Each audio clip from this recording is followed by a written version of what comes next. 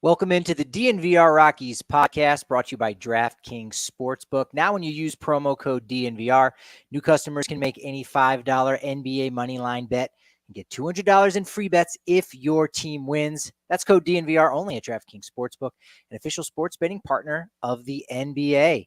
I'm your host, Patrick Lyons, and joining me today is a great friend of the podcast. Been a minute, Mr. KDub1988 on Twitter. Kenneth Weber from Purple Row. What's going on, Kenneth? Not too much, man. This is a great sports season for me. The spring and the fall are like the ultimate time. So I've been living in a state of bliss. I got playoff baseball. It starts there with me, and then you got hockey season ramping up. A little bit of NFL to tune into if that's your cup of tea. Not necessarily mine, but man, when hockey and baseball overlap, I'm a happy man. So I'm a happy man right now. Yep. So glad you could join us. We've got the Nuggets going on tonight. Watch party down at the DNVR bar. Obviously, it's going to be popping off, but it is still baseball season, not for the Rockies. But we will have an activity going on down at Coors Field very shortly.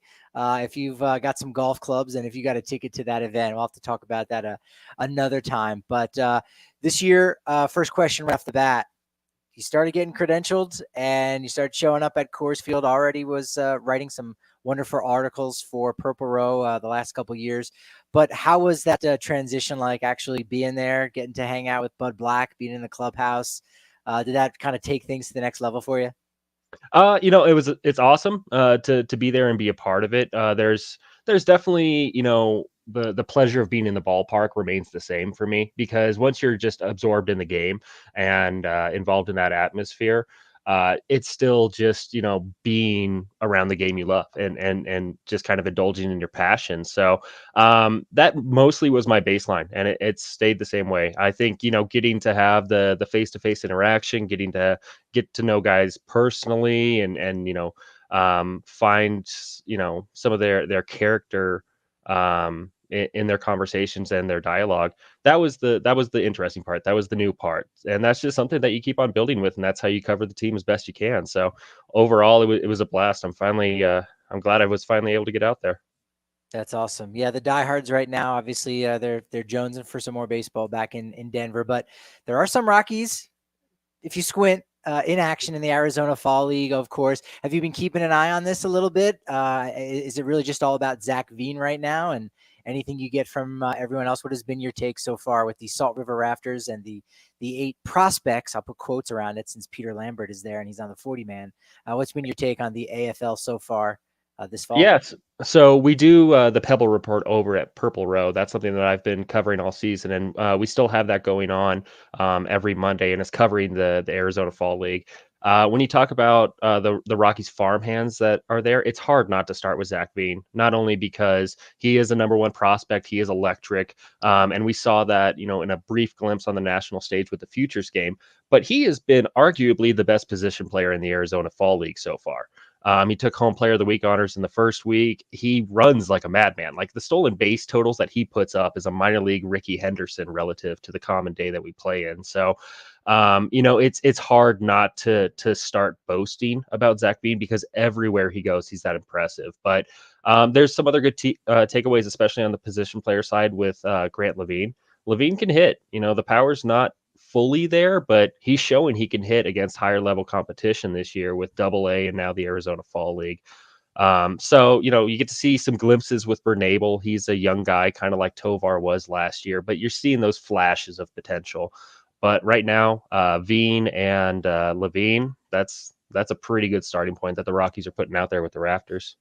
Yeah, Grant Levine is kind of going under the radar a little bit as a guy who was taken so very high and then seemingly I wasn't able to put it together. But I think a lot of that has to do with his background and playing baseball in spring in New Hampshire. I mean, he was the highest position player ever taken out of the state of New Hampshire. So I think there were a lot more growing pains for a guy like him than someone who came out of Texas or Florida or California, if you will. But it got me thinking, because you're right. We've been talking plenty about Zach Veen and the numbers that he's been putting up so far, but it does make me think, well, could he win MVP, or when was the last time a Rockies prospect won MVP in the Arizona Fall League? And of course, the answer to that is, if this doesn't get you hyped enough, I don't know what will. Was Nolan Arenado in 2012 MVP of the Arizona Fall League, forces his way onto the roster eventually there in 2013, starts 8 consecutive Gold Glove awards. So I think both high school players, Veen, as I've been hearing from a lot of people within and around the organization, he's really forcing the Rockies' hand. I think the Rockies are doing business a little bit differently as far as how much they promote players or how aggressively they may promote players. And I think Zach Veen is just really forcing their hand. I'm like, you're doing way more than we thought was even possible. And so if you could be in the same conversation as Nolan Arenado, it's a pretty good place to be. Yeah, I mean, obviously that's great company to be in, and you talk about forcing the hand. I think Ezekiel Tovar was the perfect example of it this year too. So, there's been a plan in place, at least on the position player side, of okay, here's going to be kind of this emerging core, and we've always looked at 2024 at the earliest, 2025 realistically of when it all starts kind of coming together. Well, the faster they put themselves on the major league roster and garner that experience, the faster 2024 possibly becomes the beginning of that window. So if he picks up where he left off next spring from where he's, what he's produced this fall, there could be Veen in Colorado's outfield kind of, mid-season next year. That's the conversation that he's forcing right now. Yeah, eventually we'll have to do a calendar draft where we all pick a date and say, okay, it's like when's the baby going to be born? When is the baby going to be debuting at Coors Field? When is Zach Veen going to hatch? That's it. When will he hatch? I like that. Arbitration projections are out. We talked about them recently. Just kind of want to get your take if there's anyone on there that maybe seems like they're too big for their britches, if you will. It's a strange thing, again, when you're paying $182 million for Chris Bryant. There are other guys that maybe you say, they're getting a little bit more than they should, and you're paying 10, 15, $16 million for, Kyle Freeland, Ryan McMahon, et cetera, et cetera. And then you say, this guy's making $3 million. He's a candidate to be non-tendered or to get cut. And you're talking about what seems relatively like pennies. But were there any of those figures of the 6 guys that you thought, you know what, I think the organization may look to try to shed a little bit of payroll or at least save some money with some cheaper options elsewhere? Yeah, and this is the perfect area to shed some payroll, because you look at like a guarantee contract, like obviously Chris Bryant is the mega deal, but like a Brian McMahon or Freeland, Sensatella, you can't really wiggle out of those deals anymore. That's the guaranteed part of it all. So if you want to create some maneuverability, this is the time to do it with the non-tenders. I will lead off by also saying I don't trust the Rockies on the non-tender side. There's a lot of times where it's made a lot of sense that this guy might not be a fit anymore in the organization, and that production may never reach, the heights that the org has expected it to. And Raimel Tapia comes to mind with that. For them to actually cut ties doesn't happen as frequently as I would think it would. So that doesn't mean there's not candidates on here. And Garrett Hampson is the first one that you got to start out with. I think that his production has really declined ever since he broke onto the scene with the Rockies. There was a potential starter in there, a potential leadoff guy. And at this point, it's kind of hard to justify him being a 4th outfielder utility infielder piece. There is some defensive value there, but the bat has just dropped off too much. And at that point, you're looking at, okay, I got Alan Trejo here, and behind him there's Coco Montez. There's a couple of different pieces that could slot into his roster spot. Do we really need to spend $2 million on Garrett Hampson when we might be able to get the same from some other farm hands that we already have in the system? So he's the most obvious candidate to me to start on a non-tender basis. And then I think the biggest question mark is got to be Dinelson Lamet. There's a bit of a price tag with him. That's not to say he wasn't productive in his time as a Rocky, but you're talking about a guy that was in the Cy Young conversation a couple of years ago as a starter, and now it's being relegated to pretty good middle relief. But that's a pretty steep drop from what you're expecting out of $5 million when it's, hey, this is a middle of the rotation number 2 guy, to, hey, this is a 6th, 7th inning guy. So that's a good conversation to have with Lamet. Yeah, he's projected to make about $4.8 million, which you say, that's a lot for a reliever. It's his final year before he goes into free agency. So, he's going to want to, post some serious numbers there and do as best as he can. But I think with the conversation with him that I keep coming back to is this idea that All right, if $4.8 million is too much for a question mark like Lamet, how much are you going to have to pay for something that's a little bit more guaranteed, especially if the player, is worth their weight? You know what I mean, and is able to contribute in a major way, because the guy's going to have a couple suitors. So really, you have a 1-year deal on a high upside candidate like Dinelson Lamet, who, if you throw out walking the bases loaded against the Dodgers, he had a 3 ERA up to that point, or rather a 3 ERA before that road trip to California. His ERA this season at Coors Field, 2.77. So, you got to hope that those arm issues are kind of behind him. So I think for the Rockies, with the risks that they have to take at times, this is like the perfect risk for them to say, all right, we're going to go ahead and keep this guy in the bullpen rather than, tinker with him and stretch him out to become a starter. Because really, Lamet, becoming that Lamet that the Padres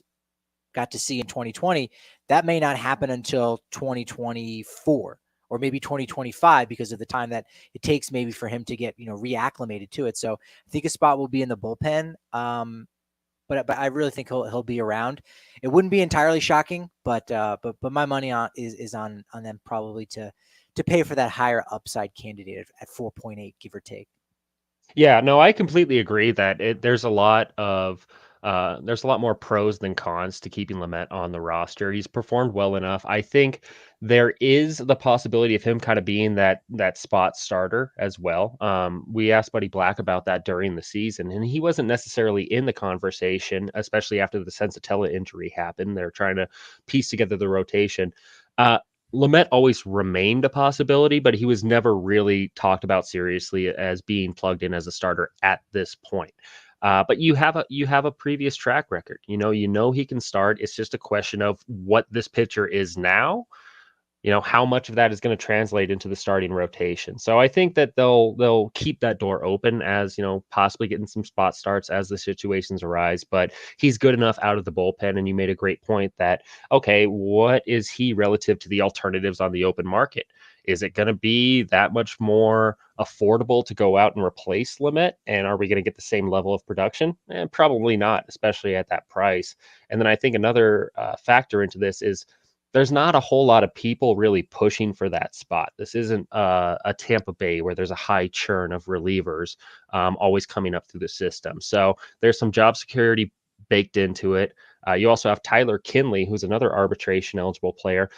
He was great last year, but he was also on the shelf with the elbow surgery, and he's going to be out for probably another year, or for most of next year. So you have to kind of fill his spot. Well, Lamet is the obvious candidate to jump in there. You're also losing Estevez in free agency, possibly. So, you don't have enough hands on deck. It's probably going to be more costly to try to replace his role in the open market.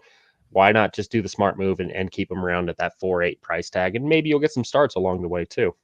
Yeah, that makes a lot of sense. Brad, in the comments here on the DNVR Sports channel on YouTube, Cody Bellinger in center field for 2023. That's the subject that we're going to start off here with the Rockies here. Who's in center field for the Rockies next season? Obviously, Jonathan Daza is kind of the incumbent there, but you had a really interesting article over on Purple Row. We'll go ahead and link that in the podcast description for folks to check out if you're listening to this as a podcast. But Brandon Marsh, a guy who we're getting a chance to see right now in center field for the Phillies. We'll get to the Phillies Padres matchup. Of course, we'll talk about Guardians, Yankees, talk a little bit about the Astros, as well as the 2017, 2018 Rockies. Did they do enough when you compare to what the Final Four were able to do? But Brandon Marsh was the guy, it sounds like, that you were hoping, the Rockies, if you don't want to rebuild, if you don't want to, tear down a little bit, you can still add for the future, which, they did in 2020 with a guy like Michael Givens. And yet here was Brandon Marsh available. What do you like so much about Brandon Marsh? And do you think the Rockies could have possibly swung a deal for the Angels center fielder? Yeah, he was surprisingly available just on the direction that the Angels decided to go in. Um, the whole idea with Brandon Marsh, I like him as a player. I like him as an athlete specifically. The sprint speed is incredible for him. I think that there's enough extra base potential in the bat. Might not be a huge home run guy. We're not talking about necessarily a 30-30 guy. But if you're looking at 15 to 20 home runs, being able to swipe, 20, 25 bags. And most importantly to me, being able to cover a lot of ground in center field at least an average click, if not above average, to possibly elite with that athleticism that he shows, that is a huge boon for Coors Field. I think that there's been not enough years of premium center field defense played by the Rockies, and I think that that's one thing that can really hamper the pitching staff is not being strong enough up the middle. So I think being able to plug a hole with somebody like Brandon Marsh and also, have the potential as a top of the order hitter that can get on base, take extra bases very easily is a very enticing package. He's also cost controlled. He's pre-arbitration eligible. He's was a pretty highly touted prospect with Los Angeles. And then, as we've seen play out over the past couple of years, the Angels organization is just kind of a purgatory. The development of the major league players or the minor league talent, nothing ever seems to really go right. And the big joke is the wasted talent of Ohtani and Trout in that span. So change of scenery is something that I think was a realistic conversation point with somebody like Marsh. And you already saw it when he went over to Philadelphia. He was a much improved hitter while also playing really good defense. So, speaking in terms of the player, that's the reasons why I like Brandon Marsh. In terms of the Rockies and potentially being able to trade for Marsh, it's very That's a lot clear. harder. That Yeah, would have been a lot harder to have worked out. well, it definitely was, but I think that the Rockies had a very clear role that they refused to acknowledge, which was a deadline seller. And they've been refusing to acknowledge that for a couple of years now. At this point, if you're not going to get the most in terms of wins and losses out of a CJ Crone, at last year, if we want to look at a Trevor Story or a John Gray, then at that point you need to kind of move those assets, or the general thinking with most organizations is you move those assets for other players that will help maximize your opportunities when your window opens again. So, all right, I guess as somebody that covers the Rockies, if they're not going to acknowledge that, fine. What else can they do to improve their team? Well, they could try to acquire a center fielder, which they might not have until Benny Montgomery comes around. And if Benny Montgomery comes around, that can slide into that next window of contention based around Veen, based around Tovar. Not many of those guys are out there. It's a pretty narrow band that you're trying to find. But when there is one that becomes available, like a Brandon Marsh, maybe that's the time where you say, okay, this is the time to make a deal, to move some pieces around, so that way we're optimizing the team that we put out there when it is time to contend. And the price wasn't cheap. I'm sure you'll speak on that, but Logan O'Hop was the piece coming back, and that's not nothing. Yeah, the one of the biggest things that you mentioned is he was a change of location candidate where he just needed to go someplace else. And I credit the Angels for recognizing that, because think about this, like he gets drafted out of high school in the second round of 2016, which means this year was his 7th year in the organization. And although, he was this huge top prospect, what have you done for me lately? What are you doing for the Angels?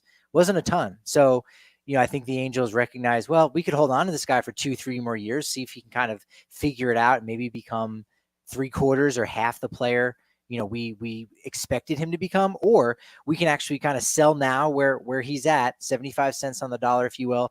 But they were able to bring in, a top 100 catcher in Logan O'Hoppe, a guy who looked really solid last year in the Arizona Fall League. And so, a top 100 guy, by most accounts, it might be a little too rich for the Rockies' blood, and you understand that. But again, that's a lesson I think the Rockies can learn, to say, hey, you know what? It might not come to fruition with this guy, so let's just go ahead, sell, see what we can get. So now we can kind of, keep that window of contention within our control, as you point out. So yeah, O'Hoppe was a significant, give up by the Phillies, but they're still going to have at least 5 more years of control of a Brandon Marsh to be out there in center field. And yeah, maybe you get more of lightning in a bottle, or you do have him getting that refresh and that start still relatively early in his career, where the change of location ends up, paying off in a major way. So it would have been, I think, a bit of a challenge for the Rockies to have,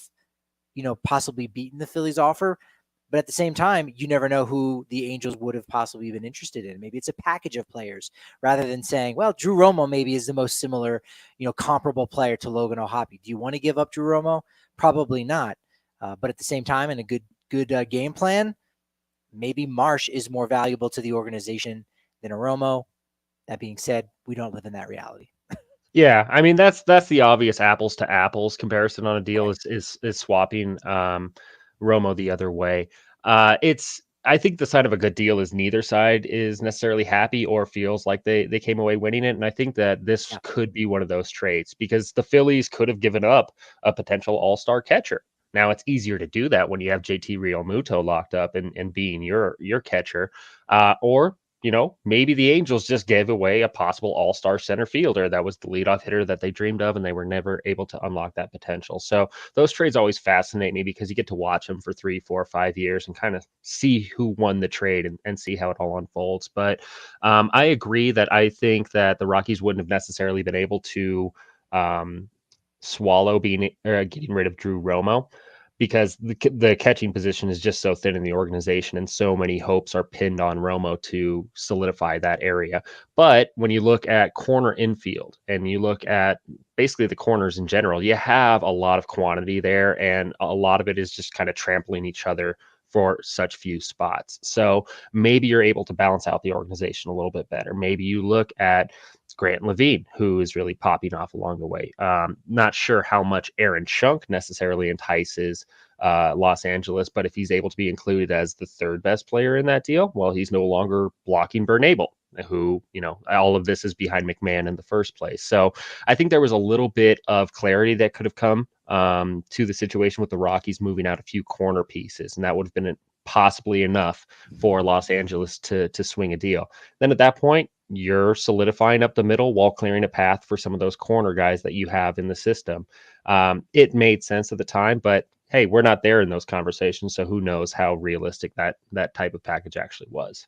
We're going to get back to something you said in regards to how much easier it was for the Phillies to trade Logan O'Hoppe, as they already had an all-star catcher in JT Realmuto as their catcher, and so that blocks a path. We're going to get to the fact that maybe in 2017 and in 2018, if the Colorado Rockies maybe should have moved on a young prospect, third overall pick in the 2015 MLB draft, Brendan Rodgers, since they already had Trevor Story at shortstop and Ryan McMahon at second base. But what we need you to get back to or get down to is the DNVR bar on the corner of Colfax and York, where we're going to be having a Nuggets watch party Wednesday night. Just about every Nuggets and Avs home game, sometimes they overlap, so we're only doing one over the other. But guess what?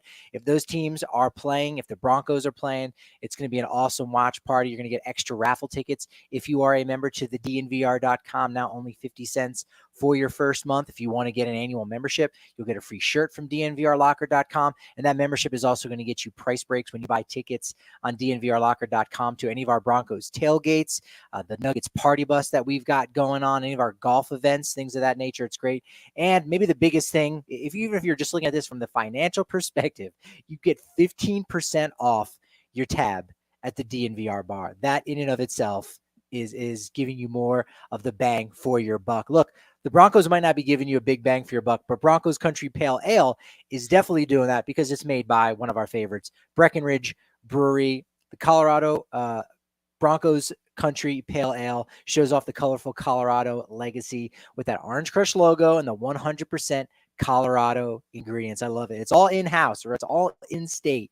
Gotta love that. It's your go-to for football season. So check out the beer locator at breckbrew.com to find a Broncos Country Pale Ale near you. And as we said, Nuggets tonight, the wait is over for Nuggets fans, NBA fans. Basketball is back. So tip off the season with DraftKings Sportsbook, an official sports betting partner of the NBA. New customers, all you got to do is make a $5 NBA moneyline bet, and you're going to get $200 in free bets if your team wins. And check this out. In addition to the usual bets, everyone can boost their winnings up to 100%. Seriously, with DraftKings stepped up same game parlays. Go to the DraftKings Sportsbook app, opt in, and place a stepped up same game parlay today with bigger payouts than ever. DraftKings Sportsbook is where I go to bet on the NBA. It's pretty simple. So download the DraftKings Sportsbook app now and use promo code DNVR. Make any $5 NBA moneyline bet this week and get $200 in free bets if your team wins, only at DraftKings Sportsbook with promo code DNVR. Minimum age and eligibility restrictions apply. See show notes for details. All right, Kenneth, let's get to some real games going on here. And we'll start with Game 5. First time we ever had two different levels of series overlapping. Game 5, Cleveland and New York. Long delay. Game was postponed. And it pretty much starts, I feel like, with Aaron Savali. It was his postseason debut, just didn't have it. And we talked about it on our show on Tuesday that this was going to be down to the pitching. And if you don't have your stuff, you're done right away. So he gets one out before Terry Francona is yanking him from the game. And of course, that has everything to do with Giancarlo Stanton, 3-run home run in the first. You know, Giancarlo, he is just a beast. He was pumped, and that was really all that the Yankees would need at that point. Yeah, I mean, honestly, it kind of felt over, or it felt insurmountable for Cleveland at that point. And like, so the rain delay was a fascinating thing in its own right because that really felt like it gave the Yankees more of an advantage in this series. It felt like Cleveland kind of needed everything to go their way to escape the division series and move on to the championship series. And the rain delay immediately felt like something that wasn't going to favor them. It was going to favor New York. And then you get out to the first inning. Savali, it's not just that he gave up the 3-run home run. There was a lot of effort. There was a lot of struggling to get outs. And it was just a matter of time before that powder keg went off. And if there's any person that personifies a powder keg in baseball, it's Giancarlo Stanton. So when he hit that home run, I mean, honestly, it just felt like that was it for Cleveland. That offense works on such thin margins that they need to run one run games where there's less than 5 runs scored. How does no baseball player have the nickname Powder Keg? Oof. All right, I got 2 guys off the top of my head. Kyle Schwarber, his nickname should be Powder Keg. I mean, he looks like a keg. I like that. Vogelback, maybe, but no, I think Schwarber. If we had a Powder Keg player as the official nickname, Powder Keg Schwarber, that's a great name. I dig it, but I feel like that's going to need Susie's stamp of approval just because it's Philadelphia related. So let's send that up to the higher ups. She's the one who gets paid to make those decisions. Thursday at 11 a.m. We will definitely be doing that. On the flip side, Nestor Cortez gets to start on 3 days rest, so they go away from Jamison Taillon. As you said, the rain out on Monday night kind of helps with that. He goes 5 innings, 3 hits, 1 run, walked 1, struck out 2. Pretty much exactly what Aaron Boone would have prescribed from his starter right there. Looked great. Yeah, Cortez has been such a godsend for the Yankees because obviously there's Garrett Cole, and that's your headliner. What the starting pitching is behind him was really where the Yankees have been thinnest. And Cortez, he just feels like a real boomer bust guy for me in the postseason because a lot of those guys that it sounds harsher than I mean it to, but he gets a lot of outs through gimmicks. Everybody's seen the videos of him basically tap dancing before he goes into his delivery. Those guys can get exposed. But Cortez has been dealing. Cortez has been solid. He has been a really, really vital piece of that Yankees team as a whole and their success. And so to get him out there and also to have the confidence on the team when he is the one on the hill, that's a very real thing that I wasn't sure how that was going to play out this postseason. Yeah, Aaron Judge, homers there in the second inning, even more insurance run. Actually, it's his 4th homer in a winner-take-all postseason game, which becomes the most all-time. A lot of qualifiers in there. And again, when the postseason, we know baseball's been around for 150 years. You go back to the first World Series, we're talking we're talking about 115 postseasons, but for a very long time, there wasn't even a championship series. It was just World Series. It was all or nothing on that. So those things can happen. Should also mention Giancarlo Stanton now has 11 homers in his first 23 postseason games. That ties him with Carlos Beltran for the most. So those guys getting hot at the right time with some power. And Harrison Bader, a guy who I wanted to talk about a couple times during the week and forgot to shoot my shot because he hit 3 home runs in this series. He walked twice on Tuesday. All in all, not bad for a guy who was out for much of the season with plantar fasciitis. Yeah, Bader is that spark plug guy, and I feel like the Yankees, went similarly to how the Phillies did with Brandon Marsh. Solidify some defense, and hopefully that bat will pop out a little bit too. So it's one of those unexpected surprises that can be really beneficial in the playoffs. And Bader is kind of playing that role of unsung hero a little bit, I feel like, for him. Scary moment early on in the game. We did have a collision there between the Yankee shortstop Osvaldo Cabrera and Aaron Hicks. He's actually going to be out for the remainder of the postseason, left knee injury. I think he's going to be out for 6 weeks. which is well past the end of the World Series Poor there. But Aaron Hicks, man. Poor yeah, Aaron Hicks.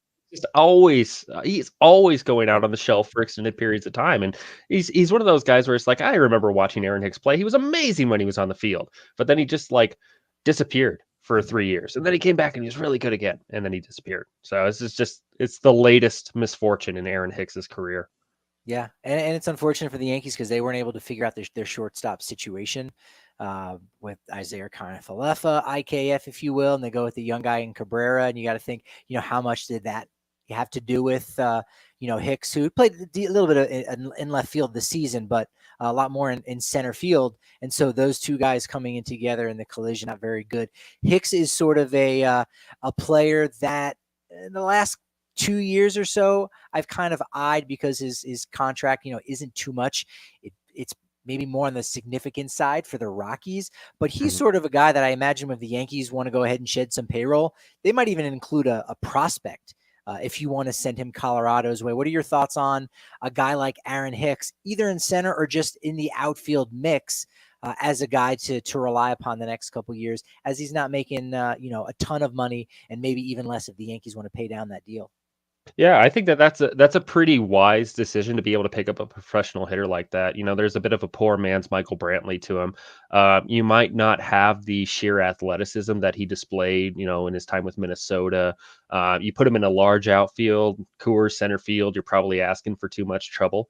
But if you're a team that starved for offense and production and has, been churning out a pretty poor outfield product for multiple seasons, talking about the Rockies here, that's not a bad piece to be able to add to help bolster that a little bit. So, yeah, I like the idea with it. I don't, I'm not shedding any tears for the Yankees having more payroll than they want. So if they're looking to get rid of somebody, you kind of you seize that opportunity and you make it a little more worth your while. I think that's the leverage that the Rockies could have in a negotiation like that. But in terms of adding the player to that lineup, hey, this is somebody that gets you by for a couple years until you have that Veen, Montgomery, maybe Yanquiel Fernandez outfield that you've been dreaming on for so long. So not a bad interim piece. Yeah, no, I like that idea. So we're going to get Yankees-Astros rematch, third time in the last 6 years facing off in the ALCS, fifth Well, time in championship series history where you've had teams going against each other that much. Game one will be today, 5:30 Colorado Standard Time, if you will, on TBS. And I sort of feel like this is the real World Series. Like whoever wins this will probably win the World Series. And even if they don't, I imagine, one of those two teams are going to say, yeah, really, this was the bigger series to get past the Yankees or the Astros. And, yeah, maybe we lost in the World Series, but we had much tougher play against our AL opponent. Do you think this will maybe almost even be better than the World Series? Any possible combination? Yeah, I think that you'll just see a higher level of talent in these two series or better constructed rosters. And I'm not one necessarily that says, oh, it has to be the best teams that play in that final game of the season. I think back to like the glory days of the Avalanche. The Cup had to go through Colorado. The Cup had to go through Detroit. It was always, in order to make it to that championship, you have to survive some of the steepest competition that you'll see from any city in the league. And I feel like that's the way that the American League is really played out. And specifically, you have to go through Houston is really the way that I see it. And 6 straight championship series speak for themselves, but there's a reason why they've been there. This is a very well constructed roster. I think that it's hard for me to accept any argument that doesn't put them as the favorite at this point, because man, Houston is as good, if not better than everybody in pretty much every category you look at. It's a very, very steep task. So, hey, if you're the Yankees and you make it through Houston, you really like your chances. And hey, if you're Houston and you make it through the Yankees, do you really look at the Padres or the Phillies as being better than what you just made it through? So, I like that it has to go through Houston in my mind to get to the championship series. And this might be the best baseball that we see in the postseason. The ALCS goes through Houston. The NLCS happens to take place in San Diego. That's the verbology, I guess that It went through LA, yes, very maybe. true. Yeah, you got the 1 and 2 seed in the American League, and then the 5 and the 6 seed. Conversely, in Hmm. the National League, starters for tonight: Jamison Tyon going for the Yankees against Justin Verlander. Again, that going down at 5:37. So that's going to be another exciting series, obviously, between those two teams, and some bad blood, to say the least. Not bad blood on game time tickets, definitely not. Only good blood going on, because you're going to save close to 60% when you wait closer to the first pitch or kickoff, puck drop, tip off, first strum. That doesn't exist for concerts, right? I mean, you get your concert tickets on Game Time app, but you don't. There's there's not the pinnacle of first pitch, first strum. I'm gonna go with that. I was able to make the first course. Yeah, there you go. The first is snare testing out, sound check. Not even. You can't do that. It doesn't translate quite as well, but what does translate, of course, game time tickets. Make sure you are checking out the link in our description, whether it's on YouTube on the DNVR Sports channel, or it is on the podcast description if you're listening to it that way. That helps us out a ton, and it's going to help you out, because game time tickets, I've been using it for a very long time to get great seats and to get them last minute. And a lot of times that can save you some serious bucks. Speaking of bucks, or maybe that's more venison. No, we're talking about beef. We're talking about Hassel Cattle Company. It's beef raised right there in Denver on a family farm, and it's the best damn Wagyu beef you're ever going to have. It seriously is. You got my guarantee. I've had it firsthand. It's great. We also have it at our tailgates, which is really cool. So if you come out to any of those, you're going to enjoy some of the delicious smoked stuffed sausages right off the grill. It's fantastic. They call it the blue collar American Wagyu because it's top shelf, but it's also affordable. It's preferred by so many home chefs. It's great because it's going to fit your budget and your recipes. Head to hasslecattle.com to secure your bag of beef and use code DNVR for 20% off your entire purchase. That's HASSELL cattlecompany.com. Code DNVR20 for 20% off. Well, no real beef between the Phillies and Padres, Yet. but we did learn from someone on Twitter, which I'm not upset, I'm not jealous, but these are the things that I love most. The Final Four teams, Chad Qualls. It's the Chad Qualls series. He played with all four of them, and we know he also played for the Rockies, so that's kind of cool. That's pretty special. But in Game 1 in San Diego, Phillies win 2-0, and it really started and ended with Zach Wheeler absolutely dealing on Tuesday night. He was impressive. He was very, very impressive, and he's been impressive for a long time now. I feel like, not to say he's underrated, but I think he's one of the most overlooked aces in baseball. Just because if you put Zach Wheeler against a DeGrom, against a Cole, against a Verlander, you feel just as good about your chances as the other team does. And that's a very elite class. And he really, really showed why. Philadelphia, when you're starting with Wheeler and then you have Nola backing him up, that's a really formidable 1-2 punch. And they got off to the best start possible with Wheeler. Yeah, Zach Wheeler at this point in his 3 years with the Phillies is almost giving he's a hair behind, but still, he's giving Max Scherzer a run for his money as like best free agent deal, because go back and look at what he did with the Nationals and you go like, well, that's how every owner and front office person is thinking about a free agent deal. Like, oh yeah, he's going to win a couple Cy Youngs, win a World Series, etc. And it almost never works out that way. It did for Scherzer and the Nats, and it really has for Zach Wheeler in the Phillies. Since he signed that deal, never really came to fruition entirely. He was pretty much banged up during his time with the Mets, but he's been fantastic. And to your point, talk about being overlooked. I don't know.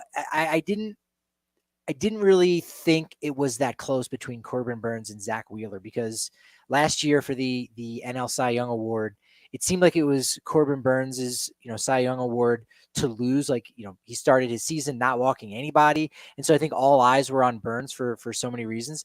But you go back and look at some of those numbers, and I don't know if you were on that train and saying Zach Wheeler was robbed, but there's very much a case that Zach Wheeler very much should have won the 2021 Cy Young Award. Pitched a ton more innings, 3 complete games, 2 shutouts. Corbin Burnes didn't do any of that. And so not only did he have really solid outings, maybe a touch less in the ERA department than a Corbin Burnes, but he gave his team 4 more starts than Burnes and went a lot longer. So yeah, you're right. Zach Wheeler, very much underrated. I think he's very much now officially one of those 12. I don't know what the magic number is. Maybe it's a dozen, but he is officially an ace right now.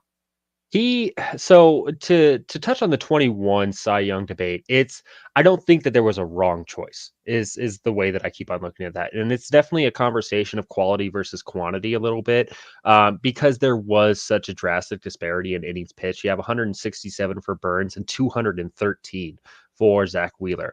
I think if you're on the fence between the two in an era where innings pitched have really been reduced for starting pitchers, to be able to be the only guy to eclipse 213 or 200 innings, and by a very wide margin, that really kind of sways me in Wheeler's favor. But at the same time, you watch Burn pitch and you're going to get 5, 6 extraordinary innings out of him, and you're going to walk into your bullpen, with a lead. And that's just the way that Corbin Burns starts went. So I don't think there was a wrong answer. I wouldn't say he was robbed necessarily. I think that he had one of his best seasons in the worst year, if we're talking about accolades. And on Zach Wheeler, you talk about the free agent deal being in the same vein as Max Scherzer, as working out as well as expected. I feel like that is Zach Wheeler's entire resume. First of all, he's a first round pick, 6 overall, drafted out of high school. High school right-handed pitcher and a top 10 pick. A lot of boom or bust. He was a complete boom with it. And he was taken by the San Francisco Giants. Well, when the time came for the Giants to really try to maximize their opportunity to win a championship in that early 2010 window, he was traded. And he was traded for, at least credential-wise, a future Hall of Famer. Do you know who that Hall of Famer was, Patrick? Carlos Beltran getting his second mention on the pod, of course. Oh, okay. So you're traded for a future Hall of Fame, at least type player. Go over to the Mets, does great, succeeds, becomes the top of the rotation guy like he was always expected to, hits free agency, signs the mega deal with Philadelphia, and now he's living up to expectations with that as well. So, every time that his name has been called, Zach Wheeler has really lived up to the hype, and it's just impressive to watch. 7 innings pitched, 1 hit.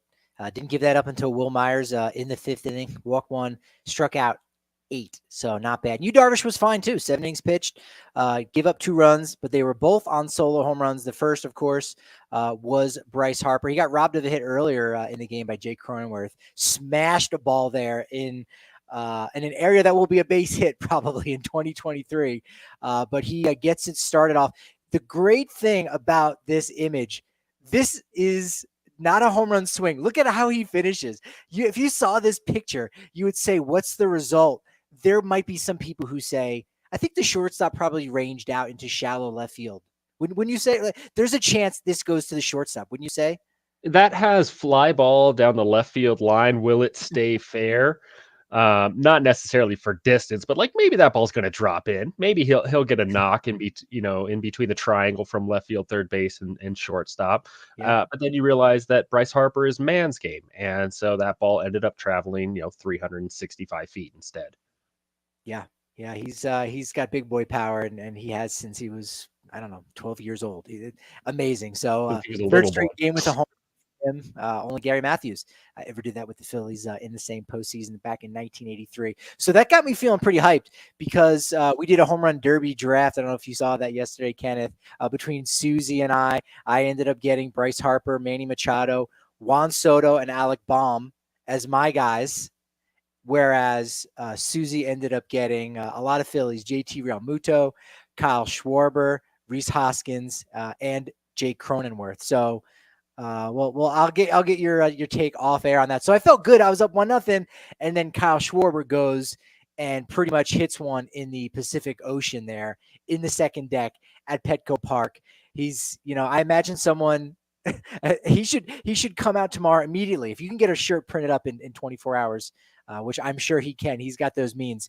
It should say "What Marine Layer," because that was far that ball traveled. It was amazing. That was a shot. I mean, we made the powder keg reference earlier, and that's what happens when it explodes. So, man, he has some of the most impressive postseason home runs of all time, too. You think back to that Cubs run and the one that he basically hit over the scoreboard, probably knocked out a building somewhere on Waveland or whatever cross street that is. But, man, when he hits them and he gets all of it, it is such a no-doubter, and that's what that one was last night.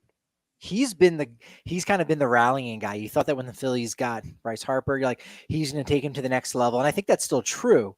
But Mhm. then there's another level beyond that, because we know the Dodgers, they're great at getting to that first level of, 100 plus wins. But then there's that postseason level. And I think Kyle Schwarber's been the guy who's been, able to do that for him, for the Phillies. And, tying this back to to the Rockies, as we tend to do here at the DNVR Rockies podcast.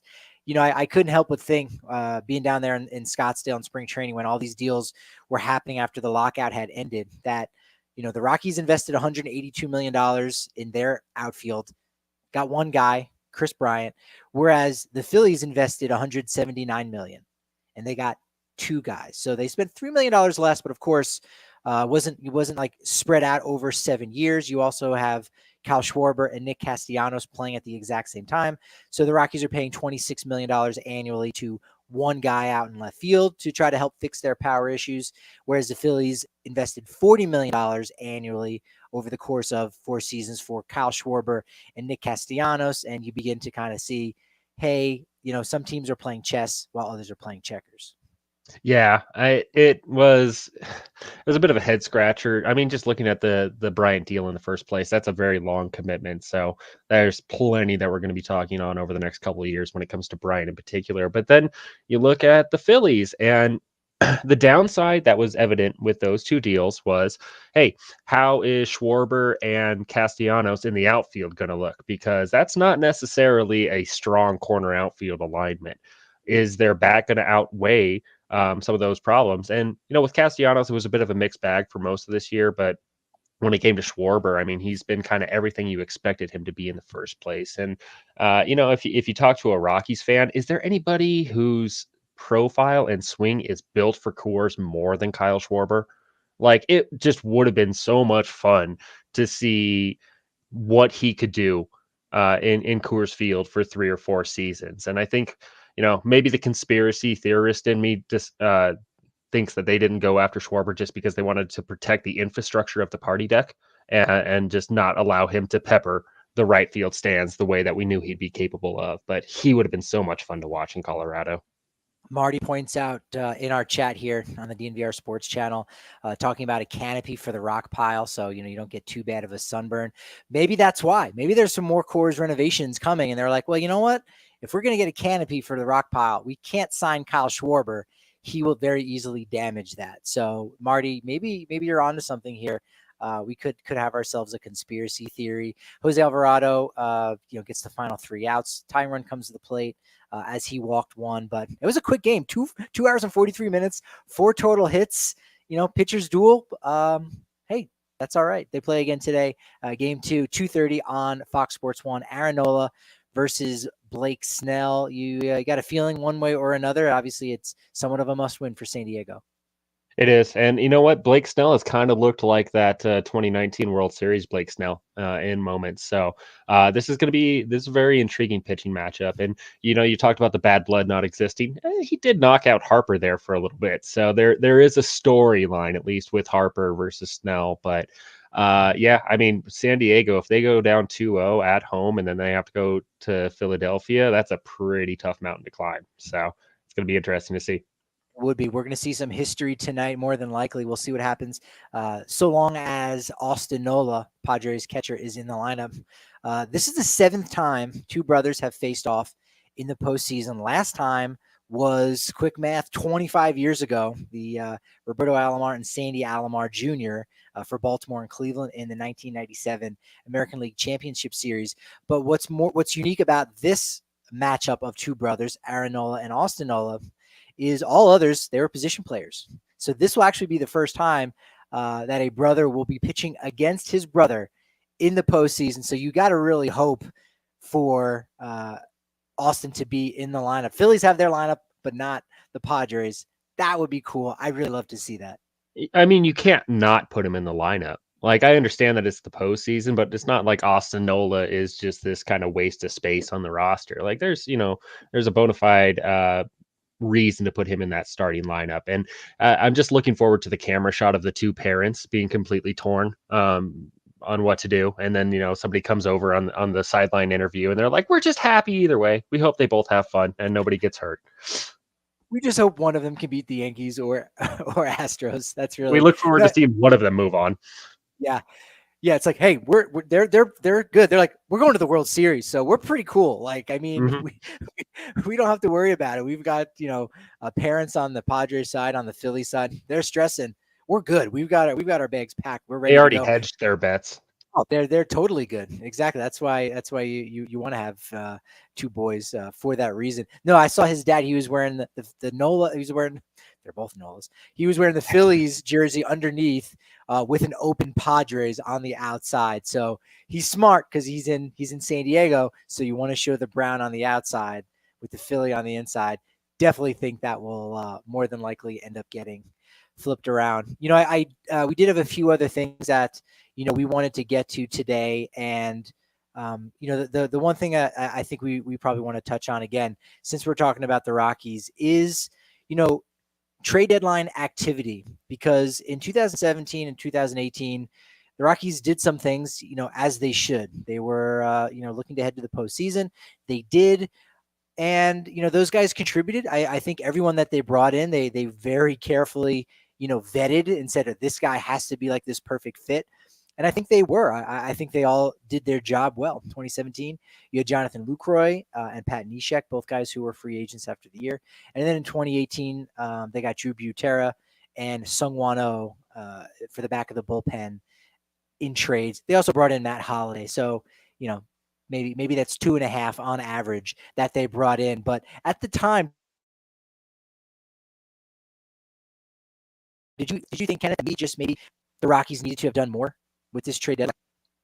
Yeah, it felt like while somebody like Lucroy, while somebody like Anishik or was a player in their position of need, they weren't necessarily the best option out there. So there was a little bit of bargain hunting that came into their plans, and I think that while they contributed in their roles, it proved that it wasn't necessarily enough. So. And I think that when we look at 2017 too, I mean, there was a clear hole over at first base and they didn't really bother to address it. Daniel Murphy was even on waivers at the time. It's someone that could have helped in that span, and they elected to do nothing, didn't get enough from the position. And then the next year decided, okay, now's the time to go for Daniel Murphy. So, it just shows that when the time comes, you really need to do the most and maximize your opportunity. And I always think back to the mid 2010 Royals teams. They went all out for that championship. They go out and they go Zobrist, they go Cueto. They dealt a top overall prospect in Will Myers to get James Shields. Like, when the iron was hot, they struck it as hard as they could, and they got a championship for the first time since 1980 something. So. You have to do everything you can when you have that window of contention. And while the Rockies didn't do nothing in 2017 and 2018, they didn't do enough. And that's why they only have one win in 5 playoff games to show for it. I think there's a prevailing thought out there by a lot of Rockies fans that, maybe the goal isn't to win the World Series. Maybe, again, I think every team wants to. But to your point, when your window is open, you've got to go all in because you might not get it again. And I think with, the fact that Brendan Rodgers, they did hold on to them. There was some discussions going on around JT Realmuto as being a guy that, they still needed some catching help there. That would have helped keep their window open a little bit more. It would have given them a much better chance of making the postseason there in 2019 when, they did have a wild card spot late in June. By that point, before it all fell apart, and maybe even 2020, you would have had that opportunity to run it back again. And I think there may be some prevailing thought that the Rockies are hesitant to make deals like that because, well, if you trade a future, piece of the franchise like Brendan Rodgers, well, what's going to happen in 22, 23, 24? Who, are we going to lose 100 games? Like, oh no, we have to avoid that being in last place when really you can't worry about that. If the goal is to win a World Series, you got to push all in. Like, as you pointed out, the Royals were able to do. And you say, well, if we're at the bottom of the heap again, we're kind of used to that. But you know what? We would like to be at the top of the heap. And so they did go on and have the back-to-back World Series appearances. Eventually did, pull through there in 2015. So that was really great to for them to have had that, and I think the Rockies probably would have done a little bit better to have made some more of those aggressive moves, similar to what these teams did. The Phillies acquired 4 guys at the deadline and got them 9 years of control. The 1-year guys, Noah Syndergaard, David Robertson, who I think he's going to be back for this series. I think he's on the active roster. Is that right? Did he get put back on the active roster for the He did. NLCS? Yeah, he And they did. know him pretty well. And as you pointed out in that great article, Brandon Marsh, he's got 5 more years that under club control. And then Edmundo Sosa, who they got at shortstop for 4 years. San Diego acquired 4 players, only 3 years of control, 1 for Josh Hader, 2 for Juan Soto. But they also had Brendan Drury and Josh Bell over at first base. Houston acquired 3 guys, Christian Vasquez as catcher, lefty reliever Will Smith, and then Trey Mancini. And then the Yankees, 6 guys. Talk about playing chess. 11 years of control. They got Tyler Wade earlier in July, Andrew Benintendi, Frankie Montas, Lou Trevino Lou Trevino, 2 years of control. And then Scott Efros, a guy that they liked really well from the Cubs, who was a rookie. So they even acquired a rookie thinking, hey, this guy can help us both now as well as the future. And then Harrison Bader, which we know was an interesting 1-for-1 deal for Jordan Montgomery. So you have to be aggressive when you have that opportunity. And sometimes you even have to overpay because as the Cubs learned in the Aroldis Chapman deal with the Yankees there, where they gave up Gleyber Torres, Clint Frazier, amongst others. That the great Casey Stern of MLB Network says this a lot, and it's true. Prospects are cool, parades are cooler. Yeah, I mean, you feel just fine, and you hope that they have a wonderful career elsewhere. But you got your ring, and especially for a team like the Cubs, that is so huge because you were wearing the lovable loser name tag for 100+ years. Don't just loosen the prospect hug when this time comes is the really what it has to come down to. And I think when you look at all 4 of these teams, San Diego's a bit of an outlier just because they did as big of a cannonball as they possibly could with their deals, but a lot of them had a lot of targeted addressing of needs with these deals. You look at Philadelphia. We talked about Castellanos and Schwarber being kind of an iffy outfield defense. Well, they were going to out-hit and out-pitch their problems as best they could, and their problems were mostly defense and bullpen.